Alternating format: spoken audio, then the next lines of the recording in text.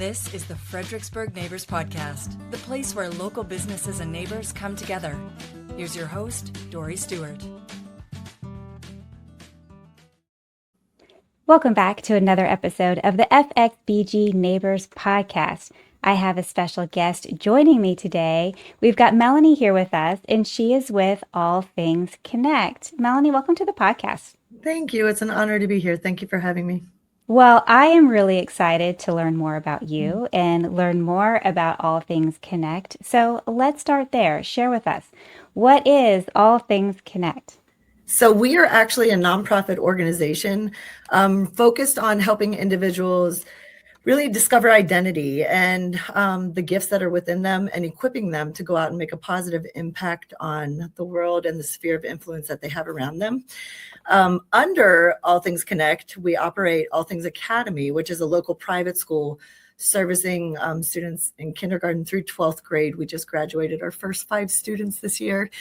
So that was beautiful. And then we are actively developing the Connect Center, which will offer trade pathways and career pathways for upper elementary students and local young adults in the community. So we really are our passion is to create an environment that really equips, empowers, and launches people into their God-given purpose. Amazing. Well, congratulations on those first students graduating. That's really exciting. Thank you. Amazing. And what a needed service with your academy and going beyond the K through 12. That's really exciting. So I want to dive a little bit deeper into your background. So share with me your background. How did you, what led you to start this? So I actually started in public education. I had the privilege of working in Spotsylvania County for numerous years. I want to say 20 plus before All Thingz Academy was birthed, and had the honor of being Division Teacher of the Year for Spotsylvania County in 2017. And that really ignited a passion within me to be the change and transform education. So I pursued my administration degree. And through that process, my eyes were open to a lot of broken parts with the educational system. I'll tell you, we saw like pacing over mastery, standardization over individuality. And so things like that led me to start asking questions. And every question that like came up started with the 2 words, what if? Like, what if I really could transform education? What if students were seen more than a pass or fail on a test? What if leadership and entrepreneurship and character traits were just as important, if not more important, than academics themselves? What if mastery truly was the goal and students were really given the supports and more time to learn a concept rather than just move on because the pacing guide or the calendar said to? And those questions really are where All Thingz Academy was birthed, which led to All Thingz Connect. We just are really trailblazing a new path for education, which is needed. Amazing. I think that every teacher listening to this is also thinking, yeah, I've had those questions too, right? Yes. And it becomes a burning desire, right? Where we sometimes lose sight of children within the system because we're so focused on molding the children to fit the system rather than what it should be and having the system mold to meet the needs of the students. So yeah, we do things a little differently here. Well, and what a change maker you are. So let's talk a little bit let's dive deeper into the academy and really explain, to the parents listening, what could they expect and who is this really for? So that's another burning passion of mine, is that you'll see if you research local schools and private schools in the area that the word student-centered is always incorporated into their mission statement. But when you really peel back the layers of the school and the operations, most schools have lost sight of students in the regulations and the policies and everything that we're trying to meet compliance with. And so when you enter the doors of All Thingz Academy, our foundation is love. That is the culture and climate that we have created, where I think the best gift for what we do is seeing joy return back to the eyes of students that have been overlooked or labeled as below or not performing the way that they should be. And so we just have created such a culture and climate where kids are free to be themselves, and they're seen and they're celebrated for the unique individuals that they are. We are a year-round private school, which kind of sets us apart. So we don't experience the learning loss that most do within the summer.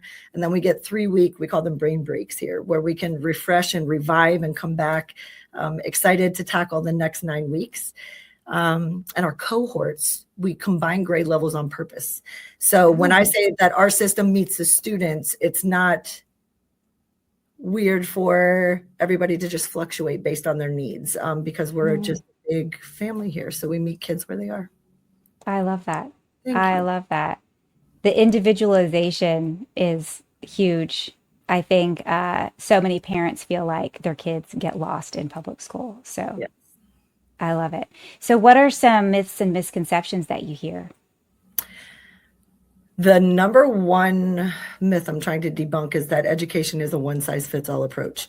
That kids are created to learn the exact same material at the exact same time and perform in the exact same way. So I would like to say here we lift the lid off the box, but we remove the box here. So kids just aren't built that way.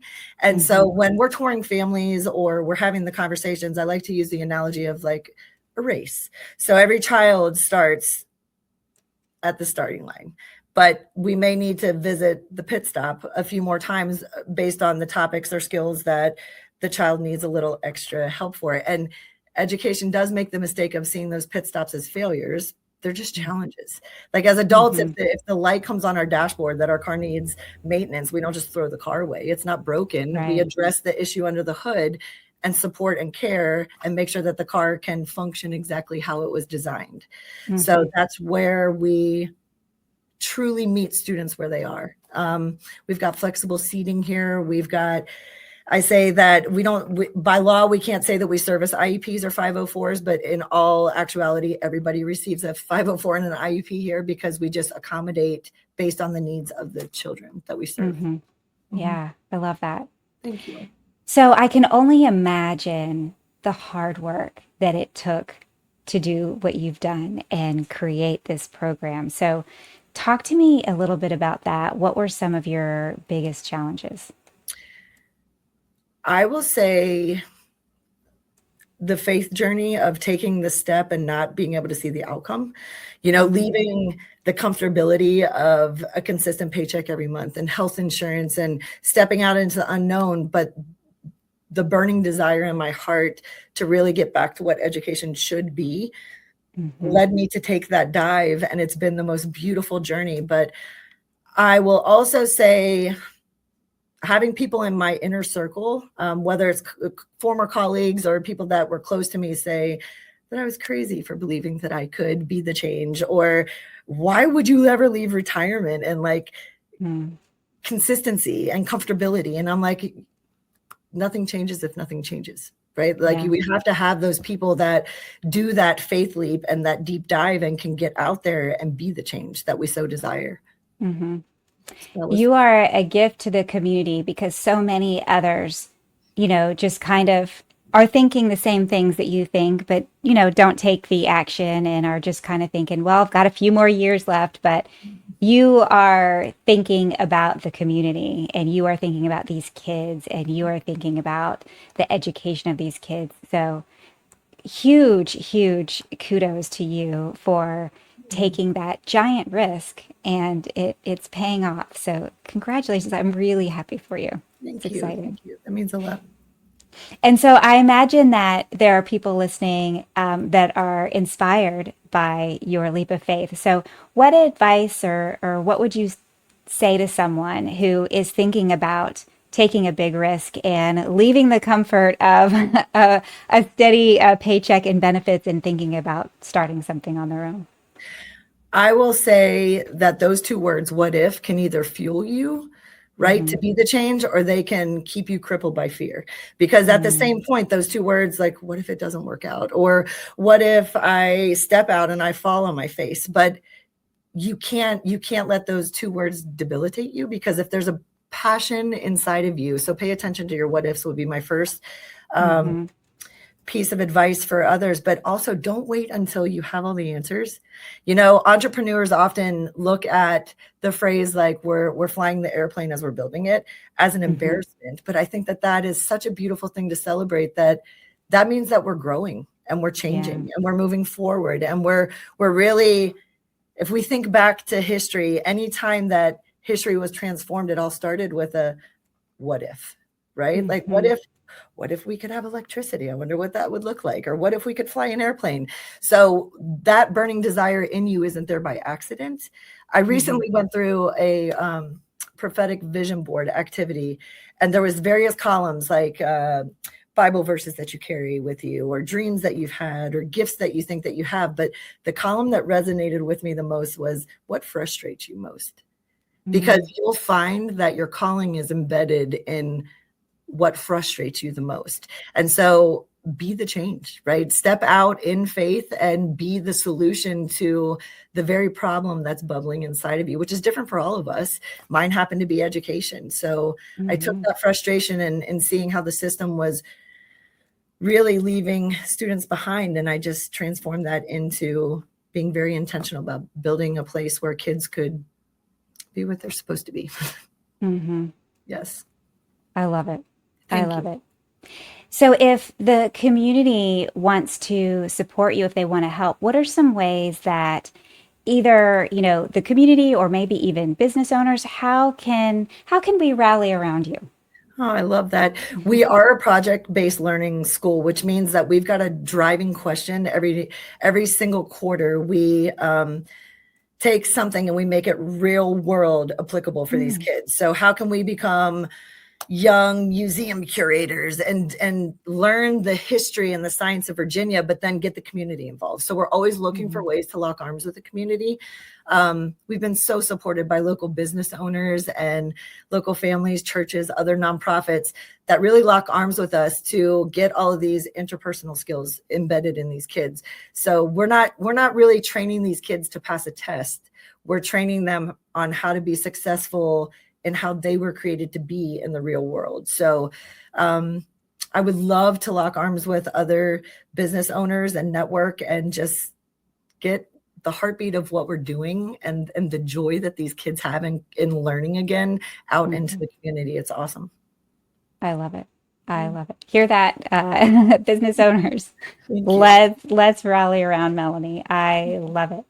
So you're very busy in your business, I know, but when you're not busy working on your business, what are you doing for fun? I love to create. It's funny, my husband, David, and I met as artists first. And so in our early years together, we had the privilege of painting murals in locally in Fredericksburg, like Gourmelts. We painted the wall at Gourmelts. We've done skating rinks and dance studios. And so we are creators at heart, which trickles into the curriculum here at the school. And we always sit and dream. And when we do get our permanent location, which we're still seeking, to be able to take a blank wall and just transform it into the heart of what All Thingz Academy is going to be such a victorious feat for us.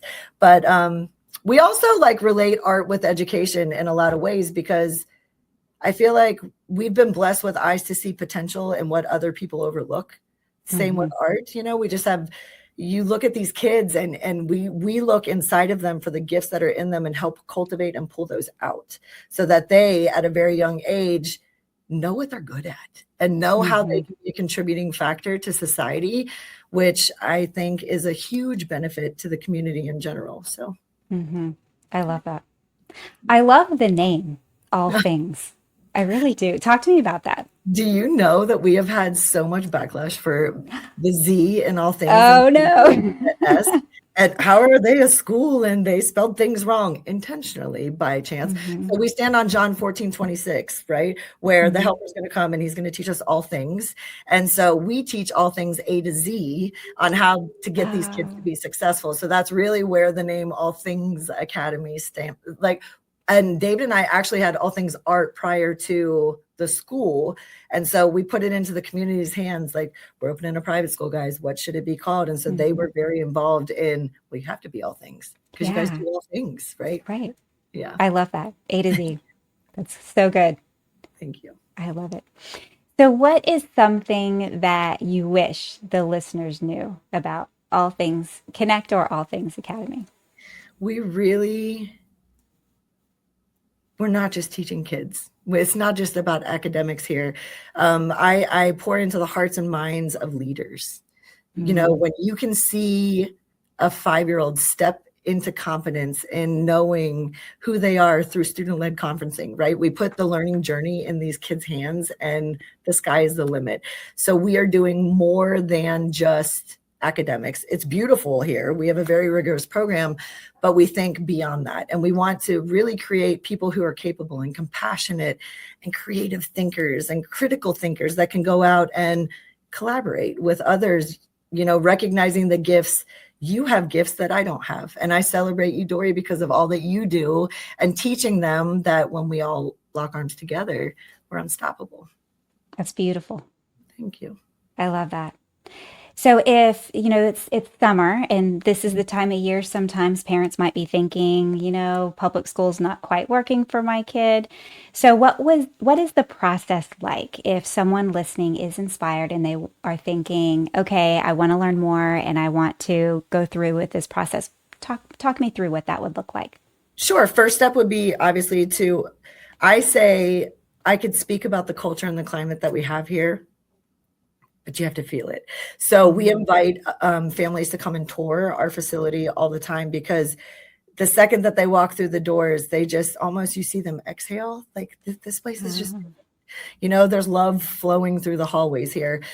So we invite families to tour. We even do shadow days for students wanting to try our program out and really get a feel for the kids here, because we couldn't have hand selected them better. They're just beautiful gifts. Visit the website. So we have allthingzconnect.com and go on there. That's where you'll find our mission and our vision and application. There's also a page there that if you are in trades or you would love to lock arms with us, helping us develop the Connect Center, we're looking for people that want to invest in that as well. We're very solution-oriented people here, meaning that our high school they're on fire for trades. And so we started really researching around the area. And I mean, the Korean Tech Center is beautiful in Spotsy, but it's to public school students first. Then the homeschool sector there's always a wait list. So we're like, okay, so we've got kids on fire for that and the trades aren't going anywhere. So let's build it. And so we really are locking arms with local business owners themselves that want to pour into the young minds and create those internship experiences and the apprenticeship experiences for these kids that aren't always on a college pathway. Amazing.